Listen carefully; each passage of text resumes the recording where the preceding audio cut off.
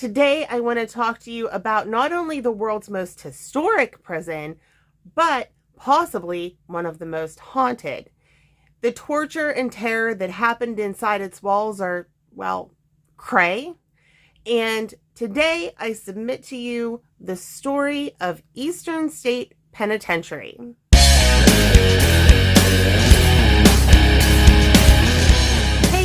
What's up? So glad you came back for another ghost story and makeup. I'm shen'a, and I'm looking forward to today's story about the Eastern State Penitentiary in Philadelphia, Pennsylvania. Once one of the most expensive prisons in the world, Eastern State Penitentiary now basically lies in ruins and crumbling cell blocks. The penitentiary was actually built by Quakers and opened 180 years ago in 1829. Now, Eastern State Penitentiary was designed by the Quakers to inspire true regret in its prisoners, and did this through constant solitary confinement.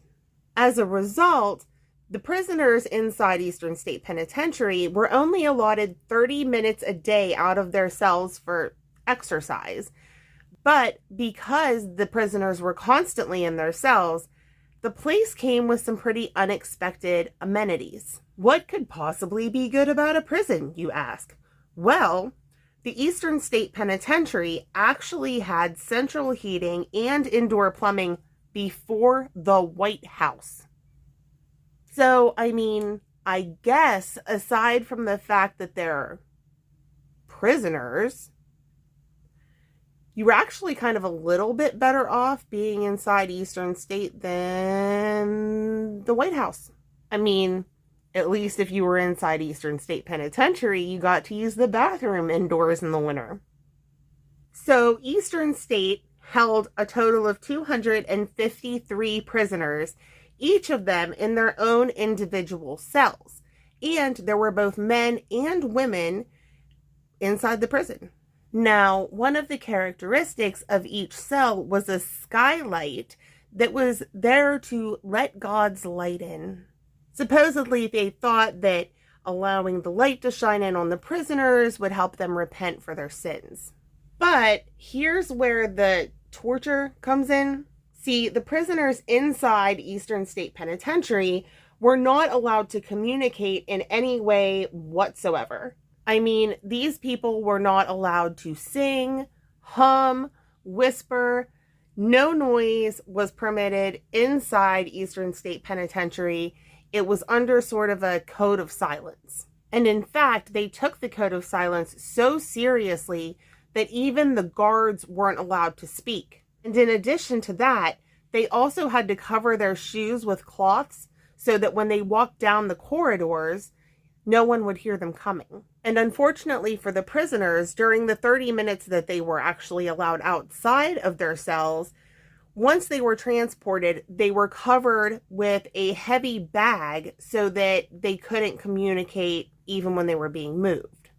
This place took quiet time seriously, and that would be enough torture for me because my ass never shuts up. That being said, solitary did take its toll on a lot of prisoners, and many of them ended up committing suicide as a result of the crazy that solitary and complete silence made them feel. Now, realistically, spending a lot of years inside of a penitentiary that requires absolute silence, eventually someone is going to try to communicate some way, somehow. So what eventually ended up transpiring were prisoners who would pound on pipes or whisper to each other back and forth through their cells. Unfortunately, breaking the quiet rule brought about some really terrible consequences for these prisoners. And in fact, if you were caught trying to communicate in any way, you were fitted with metal tongue clamps.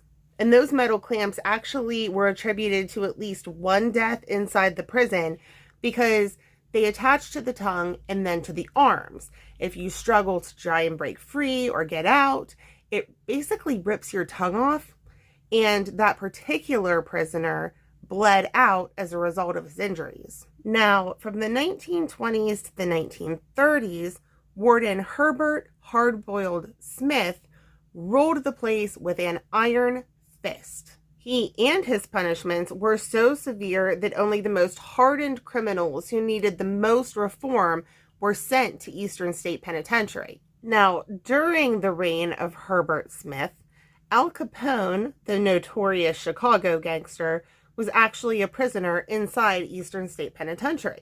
During his 8-month stay, Capone claimed that he was being haunted by James Clark, or Jimmy Clark, who was a victim of the St. Valentine's Day Massacre in Chicago.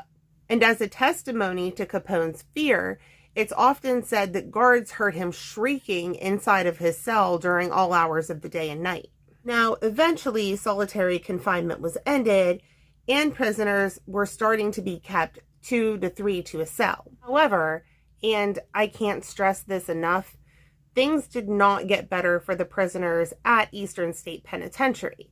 In fact, a whole new era of much worse punishments were instilled. One of those punishments was simply called the water bath.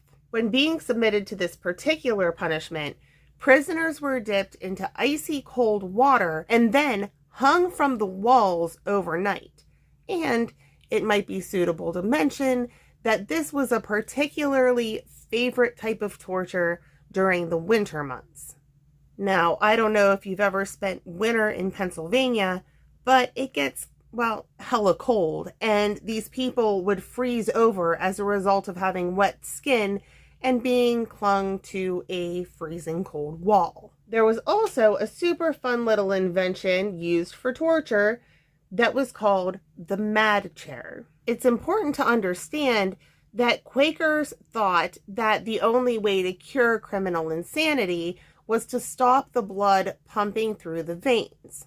So the poor souls who were submitted to the mad chair were tied incredibly tightly so that their blood would stop pumping through their extremities. Prisoners were often left in the mad chair for multiple days, and by the time somebody came to release them, they often either had gangrene or had to have a limb removed as a result of being strapped to the chair. And if those particular punishments aren't bad enough, some prisoners suffered through induced starvation. And now I kind of get what people are going to say. They're prisoners, they deserve to be punished, but I don't care what anyone says. This is cruel and unusual. But during its years of operation from 1829 to 1971, Eastern State Penitentiary saw a total of 75,000 inmates. And on top of all of the horrible punishments that were dished out among the prisoners, even though executions weren't carried out at Eastern State Penitentiary, there were plenty of murders. See, at least 2 guards were murdered, as well as plenty of inmates. And to make matters even worse, plenty of prisoners also died from disease. So apparently, if the torture didn't get you, disease or other inmates would. And we all know that all of those accidental or intentional or just in general nasty deaths are generally conducive to, well, hauntings. And according to paranormal researchers, employees, and visitors, hauntings inside Eastern State Penitentiary are abundant.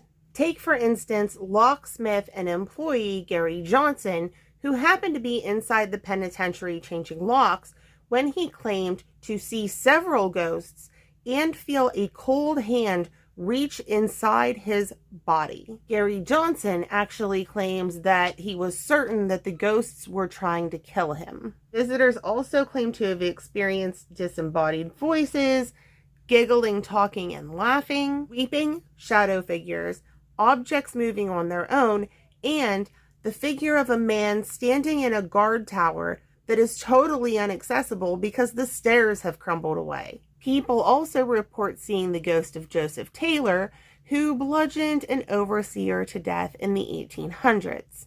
And finally, one of the spirits that can be found pretty regularly is one that they refer to as the Soap Lady, who often appears in the last cell on the second floor, which was the women's unit, wearing all white. Now, if you're feeling spooky, Eastern State Penitentiary is absolutely open for tours just about any old time you feel like checking out the prison. And well, my lovely unicorns, that's pretty much all I've got for you regarding Eastern State Penitentiary. Don't forget, if you have something that you want me to research and talk about, leave a little comment and I'll look into it. Until then, I'm going to go put on some eyelashes and I'll be right back with your final look. Okay guys, I'm back and this is my Pride Month makeup look all completed. Do you like it? I'm loving it.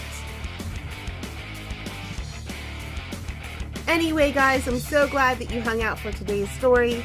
Don't forget to always love yourselves, always be a unicorn, like and subscribe, and I'll see you next time. Bye!